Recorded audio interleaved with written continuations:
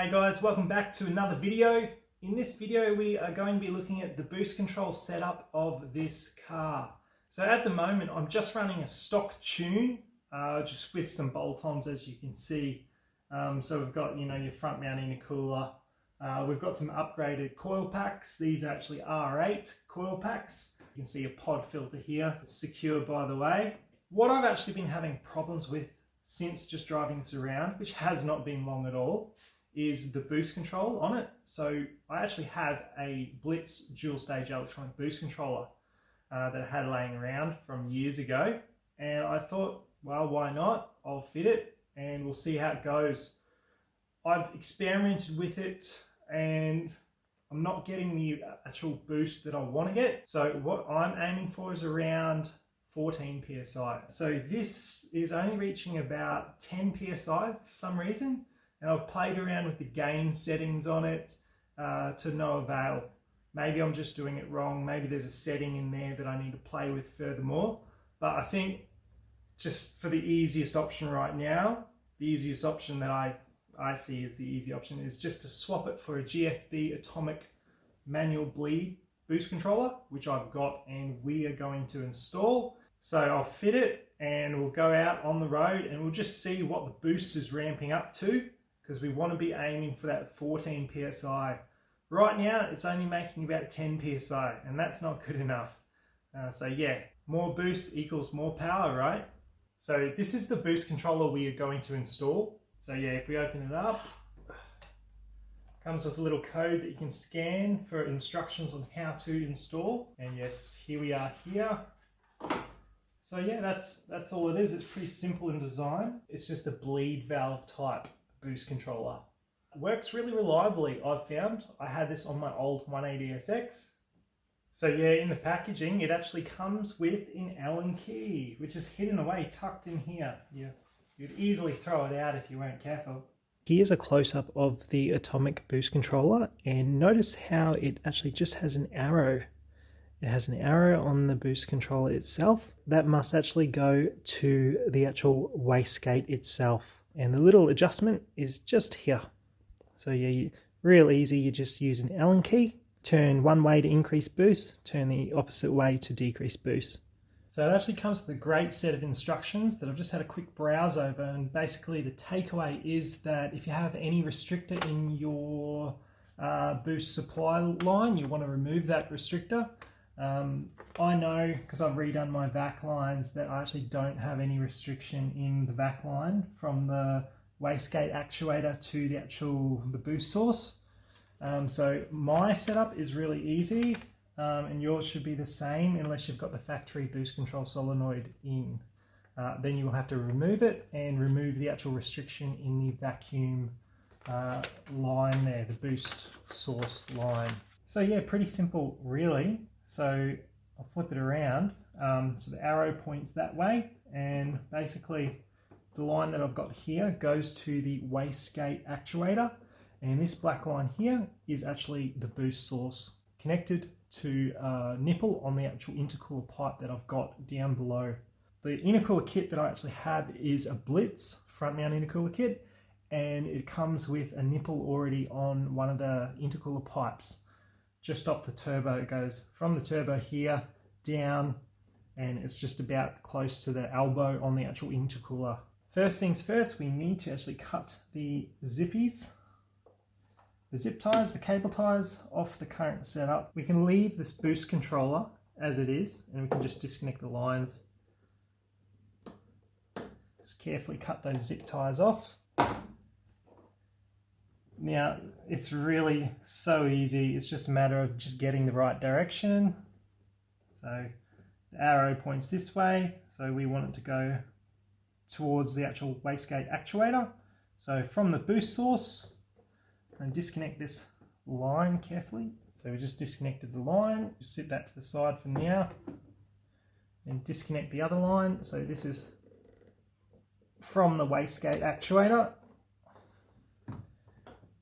Connect it up to your GFB Atomic Boost Controller. Guys, by no way am I actually getting paid for this. This is just a really great boost controller that I've used before and it works great. This hose is a little loose though. quite loose indeed, so that's going to need some attention. We can zip tie it really tightly. Yeah, we may actually have to put like a little hose clamp on that, like an adjustable hose clamp, to make it super tight so it won't come off. Because it's got to be able to handle 14 psi. I want to zip tie the vac lines, the silicone hose to the controller. Just give it a pull test as well. That's not going to come undone. That was pretty darn tight. So that side's good. So I've just put a hose clamp on this side because the hose is not quite the right size. So for this purpose, just for experimentation, this will be fine. This is super tight. Yeah, and the hose is not going to pull off. It's not going to move. So it's going to be sealed nice and tight. Actually, that will actually do really, because rubber does compress. So we'll just secure this boost controller to stop it from moving around while we're out on our drive.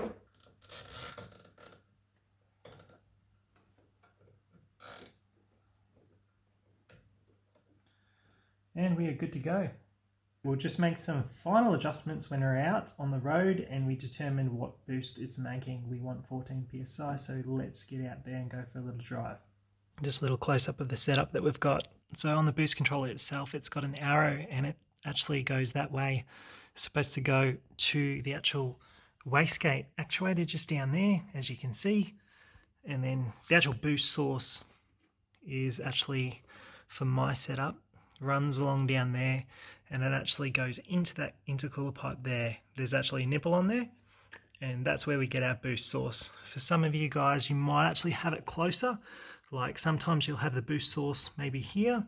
Other times you can actually have it on that side. Some people think that maybe you get better response on that side. Yeah guys, so that's it. Let's go out and have a drive and test this out. So yeah guys, we want it to be around there.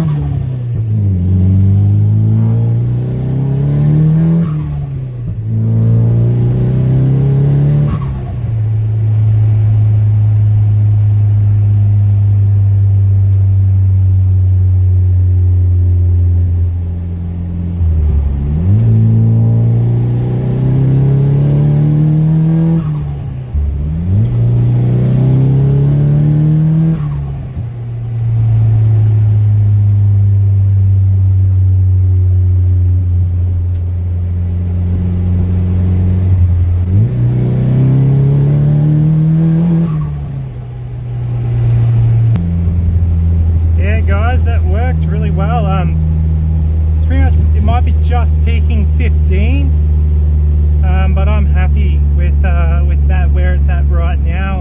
I might just tweak it just a little bit, turn it down, but that's enough for now. I'm happy with that for now.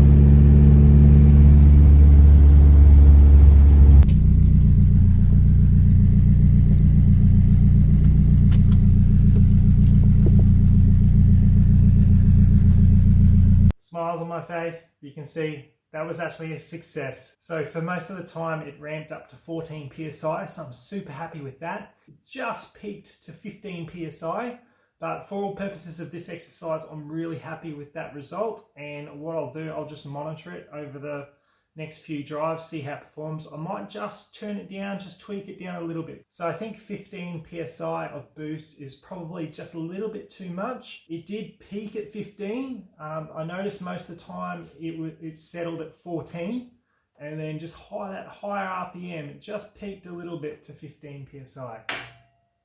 You can still hear it. You hear it pop? Hear it crack?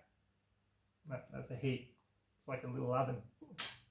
So I actually have a Tome fuel pressure regulator already installed. So I'm actually running about a couple of PSI more of fuel pressure. So I'm quite happy that it probably can handle 15 PSI, but I do want to be safe and run it at a maximum of 14 PSI. I don't want this to run too lean. So that was a success. I really hope you enjoyed a little bit of the driving out there. It was just a quick little run. I really hope you enjoyed that video. You got a little taste of what's to come, and I'll see you guys in the next one. Can't wait to take this out on the track. Probably be about a month from now. We need to get some things sorted. We need some spare tires, and yeah, we want this to sort of prove that it is reliable. So far it's been good. I've checked it for leaks. There's been no leaks. Apart from, we actually do have a little leak from one of the power steering lines. It's quite common, which we will fix by replacing that hose.